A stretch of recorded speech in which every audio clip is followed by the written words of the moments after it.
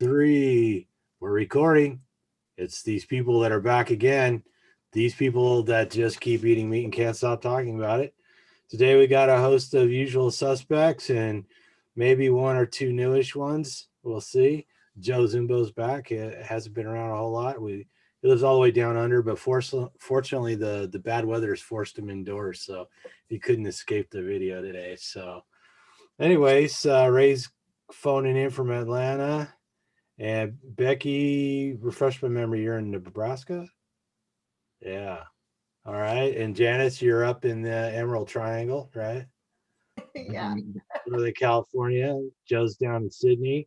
And AmandaLeah is on the road somewhere. I'm going to guess she's in Canada. Toronto. Toronto. There you go. So, anyways, today we're talking about energy. Janice had mentioned that we never actually did a show on just on how much energy us carnivores found eating this way. I mean, it comes up anecdotally in our conversations all the time, but I thought it was an excellent idea to dedicate a whole video to just how much energy we have, because how many people out there are complaining about being tired all the time? How many people like Raymond had to take a nap after lunch every day? Most people probably, right? So yeah, so let's kick it off. Joe was just telling us about cycling. He did a race back in 2018 as when he just started carnivore and did really well, and he's going to repeat that race. And he's an avid cyclist who practices all the time, or not literally all the time. He does sleep and stuff like that, but he's out there on the road pedaling away quite a bit. So Joe, why don't you just tell us about what it's like fueling cycling with a meat-based diet? Well, I mean, I've got a ton of energy, a ton, but it does take time to get to that point. You got to allow the body to adapt. And I think a lot of people, they expect it to happen within, 2-3 months of carnivore. It doesn't happen. But in my case, I've been doing it now for over 2 years, and the energy is just incredible. I can go out and ride a bike for 7 hours, which is what I did just a couple months ago. Did a 7-hour ride. 7 hours is a long time to do anything. Yeah, so and I was just fresh, no issue at all. So much energy, I was able to back it up the next day, and then the day after, and the day after. So yeah, I mean, it's fantastic. Great energy at work. I outrun all the guys that are half my age. They're always complaining how tired they are, and I'm like, tired, mate? What are you guys complaining about? And I've been on a bike. I've taken my son to school. I've run around all day, and now I'm here at work. So yeah, definitely have a lot more energy. Right. And Becky, you have a quiet life on the farm there, right? Where you hardly do anything all day, right? Yeah, I'm just a bump on the couch, curled up in my blankie. No, I end up and, beyond the coaching aspect, which pulls a few late nights, I do daycare for 12 hours a day. I have, multiple kids in my house for 12 hours. So the patience that it takes, plus the energy that it takes to run with a bunch of young children is just it. And I agree with Joe, it did take time.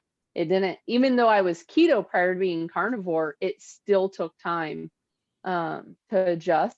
And I fuel myself with fat. So when I know I have, a longer day or even a more stressful day, I end up and may consume a little bit higher fat that day. So that's kind of also how I get my energy. And Janice, what do you do? How do you notice the energy differential in your time of pre-carnivore? Mine is probably extremely dramatic because I was vegetarian for almost 10 years. So I basically had zero energy. And in fact, I was at an energy deficit. I would have to sleep after meals. I would have to sleep on the way home from restaurants. I felt tired all the time. I spent my weekends, if I had a 3-day weekend, I would sleep most of the weekend. I could fall asleep anywhere, at a friend's house or in the car. I was just sleeping all the time. I used to think I just enjoyed napping, but I was also really achy and just kind of like, my joints hurt and I was really cold. So that all kinds of ties together as this, like, maybe your body's trying to conserve energy because you don't have enough proper fuel, right? And so then right when I added meat back, just starting with chicken and beef, but I was still eating everything else, not carnivore, I felt an immediate like energy boost. It was like my computer system turned back on again. So just adding meat back on the plate got me feeling a lot more energy. And then I was just like, oh, this is so great. And I felt like pretty good, just having meat compared to having no meat. And then within the next, couple years, when I went carnivore, then just going all animal foods, I felt extremely energetic. Like I was like, this is fantastic. This is the right fuel. But I was still eating quite a big variety of carnivore foods. And most recently, I'm on day, I think 71 of eating ribeye only, but fatty ribeye. And I've kind of adopted back Becky's philosophy of high fat. And then, so I eat, the beef fat and I lead with that. And then I follow with protein. And going that way has caused me to naturally eat less now that I'm eating so much more fat. And now with the additional intermittent fasting that's occurring naturally, 16 to 20 hours of not eating and then eating the fatty ribeye, my energy is like through the roof. So this is the most energy I've ever felt in my entire life. And I'm almost 43 now. So it's just really astounding the amount of energy I have. In fact, I think people are like, you need to like slow down. Everyone keeps saying you're doing so much.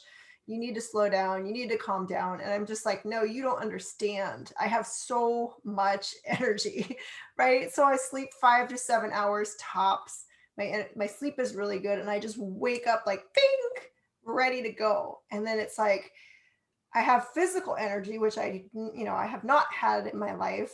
So I feel this sudden desire to want to exercise. Like I used to do passive things like yoga, meditation. I liked yin yoga because it required basically just laying in one position for like 10 minutes, taking naps, right? And now it's just like, I'm like bouncing around like a kangaroo. I started doing just random things during the day. Like I'll do like 50 jumping jacks. Like I'll just be working and I'll be like, I need to do something. And so then I'll run out in the kitchen. I'll do like 50 jumping jacks. So I don't actually have enough, activities yet to channel the energy because, we're still kind of on lockdown and, I don't really know how to work out that well, but I just feel this kind of like bursting energy. Like I feel my muscles are strong. Like I'm ready to like do shit. So pardon me, punch and like kick. And I have all this like weird kind of like things like I want to do like a jump rope or something like that. So it's a lot of that kind of energy, but I also have a lot of mental energy and creativity that's just like flowing. We've To the noticed. point. Yeah, I know. I'm working on so many different projects right now and ideas are coming, but and everyone keeps saying you're doing way too much, you're going to burn out. And I'm going, no, you don't understand. I'm just getting started, right? Yeah. I'm 71 days into this experiment. It's like, well, it could get better. It's only gotten better this entire time. So Right. why would that stop, right? As Raymond's helping me get farther along into fasting, plus the high fat, why would there be an upper limit on how much energy I could end up with? So I think the only downside of having so much energy is other people are, at work, we're in meetings and I'm talking too fast and I'm thinking too fast. And I work for government agencies, right? So everyone's looking at me like I'm crazy, right? So I try to just really, contain it and channel it into different projects so that I don't come across as being overly energetic. But it's becoming hard to contain, I'd say. Like I need to get I'm like a nuclear power plant, just like just energy, just you can see it puffing up, like a cloud of coming up off my body. So thanks for letting me say a lot, but I really think there's a lot to this topic. So For sure. Well, I mean, an energy deficit is probably actually one of the biggest problems that people have in general, right? They're tired, they're cranky. It's just we were talking earlier about how the number one cause of traffic accidents is people you know, falling asleep or being lethargic behind the wheel. You know, they're under rested. So, you know, that's a huge concern. So you think, wow, if everybody out there was on a fat fueled, meat based diet, how much safer would the roads be? How many fewer people would get into car accidents or wind up in the hospital or even dead, you know? Absolutely. I was that person falling asleep. And it's not just being under rested, it's having eaten a carb based meal, right? Because then you get that insulin spike. And I would literally, it's like you just stuck me with a tranquilizer gun and I would like conk out. I could fall asleep anywhere, like Raymond, right? He was the same as me. He could fall asleep in a meeting. I could fall asleep in a loud restaurant, in a bar. I mean, and I would fall asleep. Literally, I could feel myself falling asleep on the road after eating. It wasn't because I didn't sleep enough. I actually slept too much because my body was always tired. So I would have to sleep more like, 9-10 hours to feel barely rested. So it was more just like, oh, I just went out for Mexican food, ate a whole basket of tortilla chips, and now I'm like literally nodding off on the road, So You're in an insulin coma. yeah. Nothing beats as somebody like a coworker talking to you and falling asleep right in front of them. That happened to me. Oh my God, I was so freaking embarrassed. Wow. He had to like, hey, It's like, oh my God. So anyways, just to realize how bad it is. Yeah, so tell us, Ray. Tell us a little more about the difference between before carnivore and now and your energy levels. I mean, we've all heard stories about napping after lunch and. No question. The worst part about my energy back then was, I could sleep great after a carb meal. Or I can't say great. It was never great.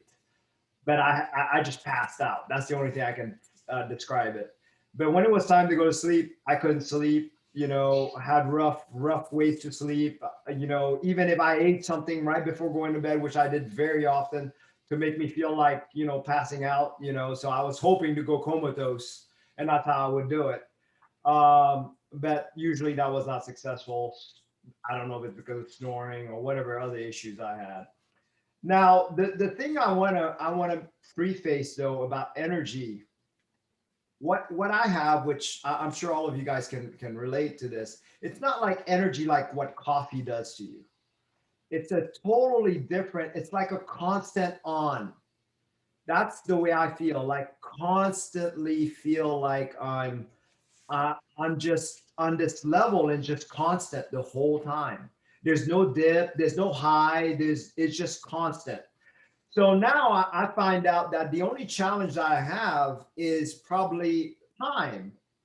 But because my energy is so constant all the time, I look at it as great challenges. I love these challenges of time because it's like it puts my brain to another use that I can use that energy for. It just gives me this excuse to like, oh wow, cool. I got some other challenges that I can knock down. So and I don't have the noise that I used to have back then. I used to distract myself with so much anxiety before I would do certain things, like heck, even going to work, having a meeting. Any of that stuff was provided with so much anxiety that distracted me and drained me already. Now it's just like, ooh, cool. I've got this. Oh, wait, I've got some conflicts. Ooh, look, it's neat because I can try to use that energy to figure it out and how to get these conflicts or these challenges that come up. Like Janice was talking about her video, crashed a couple times. Meanwhile, she was doing the recording. Those are awesome challenges because it gives me that extra chance to figure things out so I can use that extra energy on that. Anyways, I love it. I wouldn't give it for the world.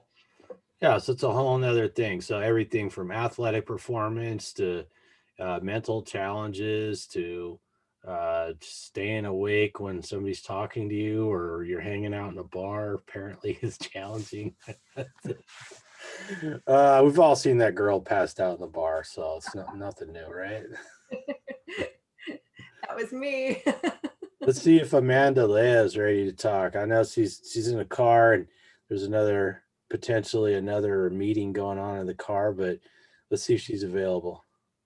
Hey, y'all. I am available. I'm finally in my own car, but just not able to come on camera because I'm driving. Ah, How is everybody? I love hearing your stories about energy. It's just awesome. And I feel the same, like yeah. super energized. So I imagine it gets pretty cold where you live. So do you find that you tolerate the cold better up there? Oh my gosh, that's the best question. Yes, 100%. And today's a perfect example. I mean, we're blessed because today there's, some spring has arrived, it seems. So we actually got really great temperatures today. And I went out to a farm a little north of me, which would understandably be a little bit more cold, and it was stunning and beautiful. And I went hiking and walked through water and got wet feet and was not prepared at all. Not physically, because I didn't sleep well last night, just because I was so excited. My mind was racing because, kind of like Janice, I've got a million projects going on. um, and then I even shot a gun today for the first time. I had so much energy, it was unreal. And the cold, it's like it wasn't a thing. I'm sitting actually in my car now, and my hands are cold, so I know it's cold. I turned on the heat because it's nighttime now, but I made it through my whole day. That was not me before. With my fibromyalgia, cold was literally one of the biggest pains of my life. And that was for more than half of the year, at least 8 months a year. It would be, pain was a whole new world. When you feel even a tinge of cold, pain is through the roof for me, where it was for me. So yeah, good question. I absolutely feel like a new person when it comes to weather and dealing with my temperature control, and it's amazing. So do you work out much, or do you do anything physically that requires a lot of endurance or anything like that? So at this point, I still keep myself busy with life. It's more like I'm not so much into hardcore exercise, although I enjoy it. I tend to keep myself busy. And I'm the kind of person who is just moving always. Like, I don't sit much until I eat my one meal at the end of the day. Basically, that's my sit down time. But generally, I'm just very, very busy, and like busy too, like a lot of projects. So, which is great. And I have the energy for it, thankfully. So, but not so much energy. Oh, however, when I became carnivore, I did get much more into working out initially. I guess when I wasn't so busy, before I got all that mind energy. And at that point, the recovery was phenomenal, I have to say, because again, with my fibro, that was such a challenge for me. I always loved working out, always loved, as a dancer, dance teacher, loved dancing, but I was not able to manage physically what my body could do. Like, my body could do it, but my pain, for whatever reason, my body couldn't handle the pain that would come with it. So yeah, the recovery is phenomenal when I do work out. Yeah, I noticed that too. Yesterday I was at the gym, and it was actually pretty hot and humid in there for some reason. There was nobody around, and I was doing. Everybody who follows me on Instagram knows I'm obsessed with doing squats. So I was in there. I was doing my limit is about 585, I think is what it was, and I went 4 sets of 585, which I've never done before. So that's a lot. So, and of course I had to work up to it. You don't want to start cold at that much weight. So I got in a lot of sets yesterday, and I can't believe it, because in the old days, like if I worked out hard, like I could barely pick my feet up when I was walking out of the gym. But I don't get that anymore. You recover so fast.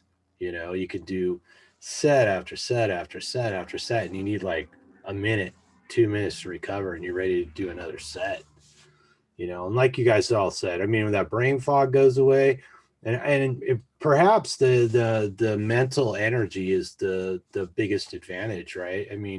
You're solving problems, you're dealing with stuff, like Ray brought up the anxiety thing. I think, I've talked a lot about anxiety too. It's like how that just like changes everything you do, influences every decision and almost every word you say. So, and it's exhausting just being worried about things all the time, right? And so that goes away. You could just divert that energy into other things. So It's got to be both the physical and the mental energy that creates such a great advantage. When Tom, you're making me think of, I was just recently reflecting on how my mental and physical energy have changed since carnivore, right? So 5 months into carnivore, I was doing this training out I went to Las Vegas for this convention, and they had us go, as one of the training modules, they had us go out on a bitter cold morning in winter to this like obstacle course called Vertical Freedom.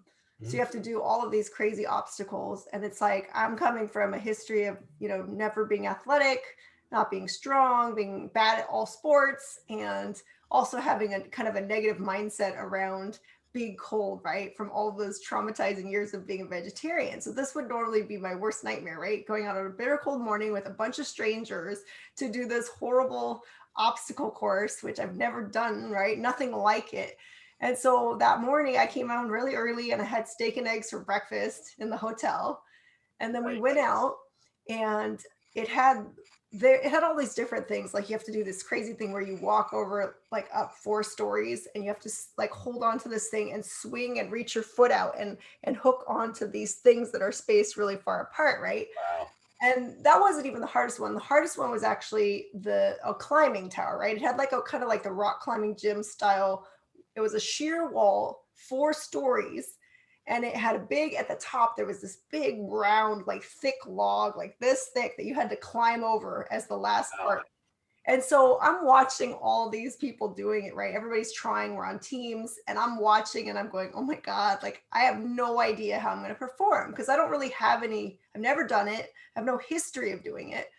But I thought, well, I'm going to have to do my best, right? So I go on it, and I got stuck at various points on the wall, and I was just starting to be like, okay, am I going to do this? Can I do this or not do this? People are cheering me on and everything. Everyone's watching, right?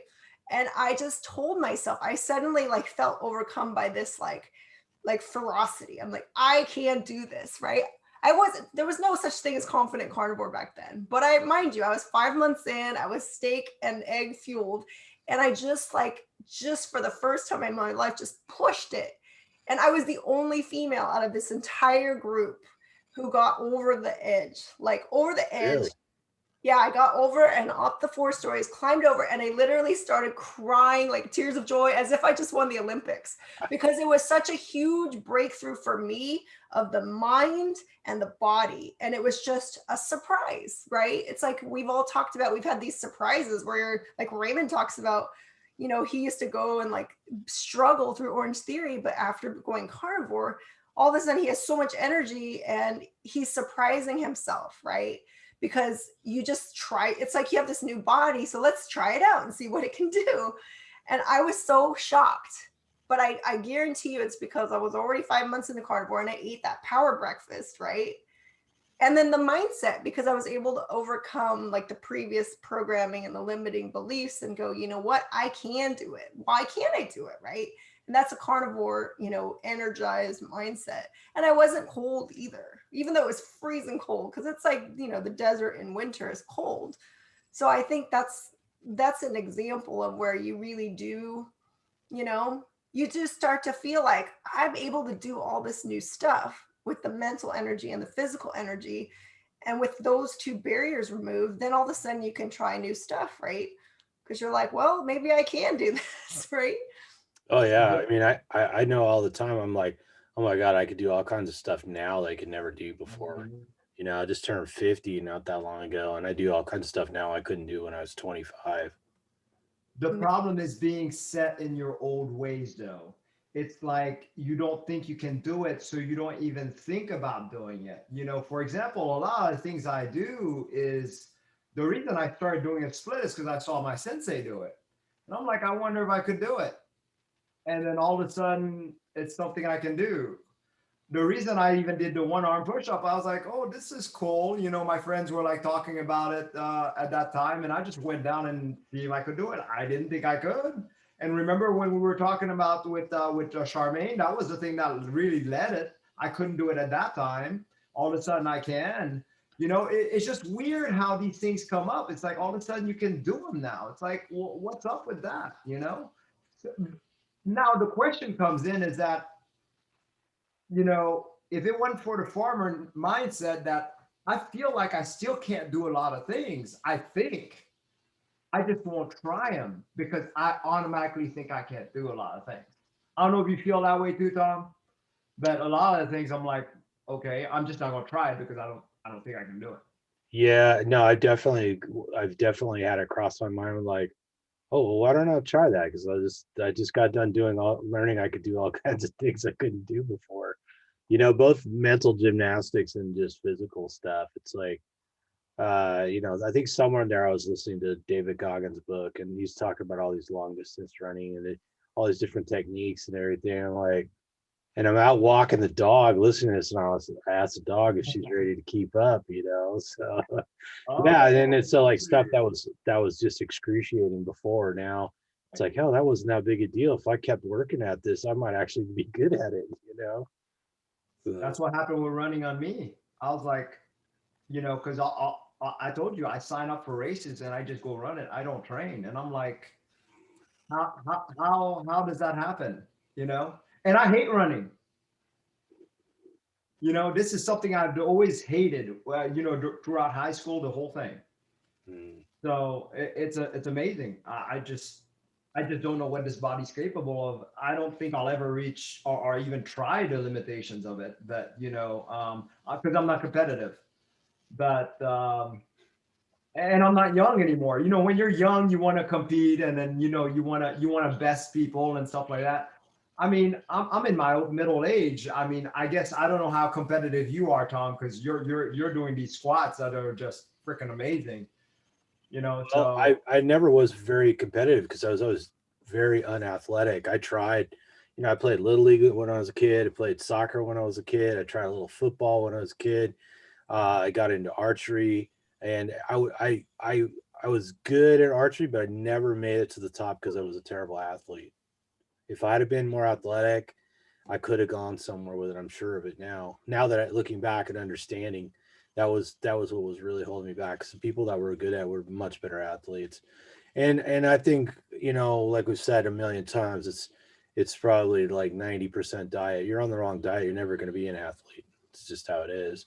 There's a certain amount of youth you can burn up not eating great, but you know, now we're middle-aged and we're all and that's the interesting thing about these meetings, because we start talking to people and there's always people in there raising the bar. You know, like Janice is telling us about going out and conquering this insane sounding obstacle course. It's intimidating, you know, just to hear about. And then Raymond's doing jiu-jitsu, karate, and Orange Theory because you know, the occasional marathon wasn't enough, right? So and then Joe's cycling all over the place, and we see Joe's he sends us graphics from his cycling software that he runs that tracks how much energy he's producing, how far he went. Now the change in elevation, and like looking at these numbers going, that's just freaking amazing, you know, that's going on. And everybody here, I mean, you know, I'm probably the oldest at 50, but Joe's not too far behind me, and the Ray's not too far behind him, right? So we're all kind of in that category. We're supposed to be on the downhill, and we're doing better than we've ever done in our lives, I think, for the most part, right? wait, I'm right behind you. I'll be 49 in June. Joe's the young one. No, I'm the younger one. Yeah. Bloody hell. But I just want to say, that's the beard. When I shave the beard, I look half my age. But yeah, it is the beard. one thing I noticed is that as someone who is very competitive and has been very athletic all his life, as far as mental edge, you're above everyone else. You can assess things much quicker than anyone else because you don't have that brain fog. So, for example, I could be coming into a sprint finish and I've already assessed where I have to be, what gear I have to be in. You know, your thinking process is much quicker. You're much sharper, you know, whether it be on the bike or being athletic or not athletic. You can just assess situations much quicker. I agree, and make quicker decisions. I mean, just in general, I used to be so indecisive and doubtful, and I would hem and haw and hem and haw and hem and haw. And, oh, and then if something happened at work, then I would obsess about it, you know, and just waste all of that mental energy, like worrying and fussing, you know, all that stuff. I mean, it was just such a waste of time and energy. And I also think just the fact that your body doesn't hurt, I think that's a big factor. So anything I used to do would actually hurt. And so then I wouldn't feel, it's like I couldn't even get to whether I feel enough energy to do it because I couldn't do it because it hurt just to do it, you know? So Yeah, I agree too. I think because that even before, you know, everything else starts changing, the two things I noticed was mental clarity was coming through. There's a lack of brain fog, but the pain was going away. The painful joints was going away. And I don't get that muscle soreness like I used to. I don't know if anybody knows what I'm talking about, but the day after a hard workout, you know, like the muscles are burning, you know, it's like you go to move and you're like, oh yeah, it burns. And now it's like I barely feel it. I haven't had that in a long time. I mean, but I used to that constantly. That's why I didn't like working out, you know, but now it's like, I don't feel it. I just finished a workout this morning, felt like I did nothing. Well, I worked out really hard yesterday, and then I was going around shopping with my girlfriend. And every time I got out of the car and I'd sit in the car and relax, I'd stand up and like, oh yeah, I was lifting heavy today. I could feel it, but my muscles were just like relaxing. They're like, okay, time to rest, you know, and I was walking a little slower maybe, but there was no pain. It was just like, yeah, I spent some of that muscle, and I'm gonna have to have a good night's sleep to get it back. But you know, it wasn't a big deal. I love But what the you're thing- saying also. Sorry. Go ahead, AmandaLeah. Oh, I was just going to say, I love what you were saying about the age. I mean, I definitely agree, as I said, about the recovery, but what you were mentioning about our ages, you know, one of my new pet peeves since becoming carnivore is so many people in my life who are often like, oh yeah, you know, I'm just so tired today, or, oh, I'm just having those pains, or, oh yeah, you know, those blood tests, but it's just because, you know, we're older. It's just that age. And it's like, no, not true at all. I don't believe that anymore. Like I've heard 70-year-olds and 80-year-olds saying they feel better than they have in their whole entire lives. So that's one of my favorite things about carnivore, that like this fallacy that when you're old, you're supposed to start deteriorating is it's so nice to see that's not true at all. I love that. And I was wondering if maybe Becky can speak to it, but in my case, I feel that if I eat, you know, because I'm only eating ribeye, but if I eat protein, sometimes that slows me down. But if I know I have a bunch of stuff, like Becky was saying, if she knows she has a really stressful day, then I might just eat some, you know, some of Becky's air fried beef crack, right? Just the fat. And I know that just eating the fat, it's not going to slow me down. I'm just going to go for the fat, get that energy, and then I won't. But if I eat the protein, like if I eat a big old hunk of steak, I do have a temporary slowdown in energy. Becky, does that make sense or work for you? Absolutely, because the body ends up and has to digest that protein in order to convert it. So where the fat ends up and is more accessible to the body through ketones and being able to be converted for kind of what I reference a cleaner energy source. And it really provides that boost where, you know, it really has to take the time. And that was one of the questions I was going to ask for the guys that are doing, you know, the marathons and the cycling for the longer periods. Do you realize as you're doing them, you don't have to like refuel as often, that the energy is there to end up and last you through? You know, some people that run marathons do either, you know, glucose tablets or, you know, those sugar tubes, or, you know, are using some. Now maybe Joe has to, you know, on his 7-hour cycling, use something, or maybe not. But if you two can speak to that, because I do think, you know, that's one of the questions that also come up a lot of times in coaching, is people hit a wall. You know, their energy in a workout end up and hit a wall, and they just don't have the energy or the endurance to continue on. So, you know, it'd be interesting to hear from the two of you on that aspect too. I don't refuel. So, you know, I work on a bit of a strategy, and the guys know because I speak to them quite a bit about it. You know, I'll salt load the night before. I might eat before I go on the ride, but during the ride, I don't eat. Now, the last ride I did was 7 hours and 20 minutes, was 200 kilometers. That was 120 something miles it was. And the only reason why I came back home was because my battery on my computer was about to die. That was it. But I was, you know, if I had if the computer was working well, I probably would have done maybe 10 hours on the bike that day. No problem. Didn't need to refuel. Stopped to get water, plain water, and that was it. But yeah, I don't. Sorry, it's just my phone ringing. But sorry. Yeah, I want to agree with Joe though. I do it often. I always do fasted workout, or try to. That's my favorite. But there's no such thing as too much of a pain to eat in between anyway. So I love fasted workouts. And when I did my 10-miler, I was fasted, and I did the whole 10 miles without eating. Now, whenever I do the jujitsu, or I'll train before that, so I'll do the Orange Theory, which is like about 2 miles run and little workouts, nothing special. And then I'll go into like a 6-hour session of jujitsu with the last 30 minutes of rolling. Anybody that knows jujitsu, it can be pretty taxing.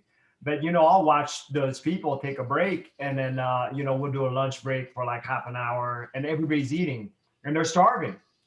And so that's when I actually realized, oh, actually, wow, I'm doing pretty good. And at the end of it, they're ready to go somewhere else for dinner. And I'm like, that's just odd in a way to me, thinking that, because it's like, you still have to eat. I won't eat until the next day.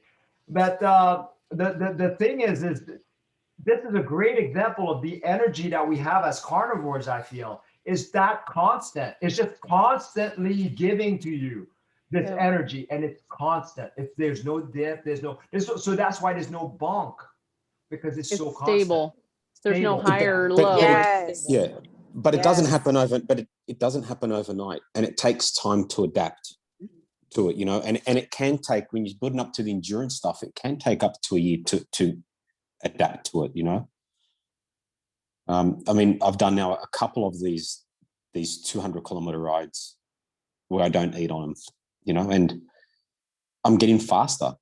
I'm getting older and I'm getting faster, and I'm not taking out a lightweight bike. I take out my heavy bike, it's got a power meter on it. So I can see all my numbers. I'm not guessing that, I'm doing well. But the evidence that is there. And, that's that 7-hour ride I did. I burnt 6,500 calories. I get home, I'm not even hungry. So it just takes time. That's so phenomenal, though, that you can push your body so hard and still have the energy needed. And that carnivore calm idea, that idea of, as Becky was adding in, that stable energy is so key, because, like, again, coming from fibromyalgia, one of the biggest things, I used to describe myself kind of like the Energizer bunny who would have all the energy, but then suddenly it would just stop, and you never knew when the battery was running out. And that was it. And then the pain was through the roof, and, I just couldn't function, period. Now it's like, not only can I depend on having energy to go, it's like turning off the battery. And it's even, it's very even. It's not like, I mean, again, I don't sleep nearly as much as I used to. I don't need 8 hours sleep, although I try to give myself the time in bed. Usually I don't need it. But I can depend on this bank. Even though last night I was so excited and didn't sleep as much, I have this wealth of energy, and I know I can keep going. If I needed to you know, do a whole 8-hour shift now, I could do it and trust that that's going to happen. And I actually haven't eaten a thing yet today either. So, you know, and that's consistent. And I just love that. It's not the up and down that then would also bring that anxiety. And not to mention, you don't have to find the time to eat, and which causes a whole new set of concerns to address. I mean, I think what people need to remember is that if you have a Ferrari, you don't put dirty fuel in your Ferrari. You know, you put, you know, the best fuel that you can get for your Ferrari, so it runs at, you know, at optimal. And it's the same as humans. You know, if you want to run it, you know, if you want your body to run it optimal, you need to put the best fuel into your body. Yeah, and I think we should maybe kind of cover the concept of why we think we run so much better. You know, for people who maybe not familiar with the idea that when you eat a carbohydrate-rich diet, your blood sugar goes up, and then your body releases insulin. That insulin brings the blood sugar down, and then you crash. And so you get a lot of this up and down. And of course, higher glucose levels, or glucose levels that provide energy for the whole body, is going to kind of go up and down anyways based on your feeding, right? Because you're going to burn up that blood sugar. We don't store a lot of sugar in our bodies, just a little bit of glucose and a little bit of I'm blanking, but glycogen. So, but it's really not that much. But if we're burning fat in the form of, say, ketones and fatty acid chains, then it's almost a limitless supply, because you know, a pound of fat's like 3,500 calories. So when Joe burns 6,500 calories on a ride, he hasn't even burned 2 pounds of fat, you know, plus whatever sugar were stored in his body, or whatever fatty acids are already in his bloodstream waiting to power him. So, you know, he might have lost a pound while he was riding, but he exerted himself like 6,500 calories, which is a tremendous amount of energy, right? I mean, even somebody like myself has to work really hard to burn that kind of calories. Wait, so Tom, you're saying that once we, let's say we eat, if I eat like beef crack in the morning and then that runs out, then you're saying my body, because it's already burning ketones and fat, it's just going to start burning my available like body fat then. Yeah, that's the theory, right? I mean, that's how we understand it works. And this is all backed up by, you know, being able to measure how much fuel is in somebody's body. And this goes back to this cholesterol argument, you know, that everybody acts like LDL cholesterol is the enemy. But we know for a fact that the LDL cholesterol delivers the fatty acids, which are the primary. We talk about ketones a lot because we can measure ketones, and a state of ketosis is advantageous in a lot of ways, but it's not necessary all the time, let's say, because the primary fuel delivery in terms of fat is going to be fatty acid chains. And it's actually LDL cholesterol particles that are moving it around your body through your bloodstream. Because fat and water don't mix well, and our blood is mostly water, you need a protein transport molecule in the form of LDL to grab these fatty acid chains and transport them through the blood supply. And so they become VLDL when they grab a bunch of fatty acid. They take it around the body and deliver it as fuel, and then they return as regular LDL. And so that is one of the reasons why when you're fat fueled rather than carbohydrate fueled, your LDL levels are typically higher. But also if you're what they call, you know, a hyper responder, your LDL levels will jump really high. And that's usually people who are like marathon runners, you know, do endurance sports. Maybe Joe might very well be one of those people, because he does these, you know, going out riding a bike for 7 to 8, 10 hours straight is an extreme human feat, right? So the body has extreme responses to that. But I think most people are fat fueled in general are going to have higher LDL levels. But you know, as we look at it, the science, it's not LDL that actually causes plaque in the arteries that causes what we commonly call heart disease, or, you know, arterial blockage. You know, that's what we're really concerned about when it comes to heart disease. So LDL's been kind of implicated in that over the last 50 years in theory, but when you look at the studies, that theory is not held up well, but it's still ingrained in everybody's mind. So that makes people afraid of eating meat, right? Because meat's full of saturated fat and, cholesterol itself, which is even a different substance than LDL, right? Which is this weird sort of explanation we gotten of why we shouldn't eat meat, and it has to do with cholesterol, but they're really talking about LDL. So we kind of always have to kind of untangle that and realize that fat is our primary fuel source, and that's why we're able to store many pounds of fat. Some of us a little too much perhaps, but you can live on that for a long time. Like Angus Barbary fasted for over a year just living off his own body fat, just because he was sick and tired of being overweight, and none of the advice he got would help him lose weight. So he just fasted and he was fine. Wow. And if Can I just make, go ahead. I was just going to make a quick point. Isn't it funny? I mean, in my experience, I've noticed people always ask you, how's your LDL cholesterol? They never ask you how are your triglycerides, which is the fat in the blood, which is really, that is the issue right there. But they're always worried about the transporter, the transports the triglycerides and the HDL, which is your LDL, obviously, but they never, I saw a doctor once and he said to me, oh, and how's your bad cholesterol? And I had to say to him, you're not worried about the fat in the blood, which is what causes all the issues. So I just thought I'd throw that in there.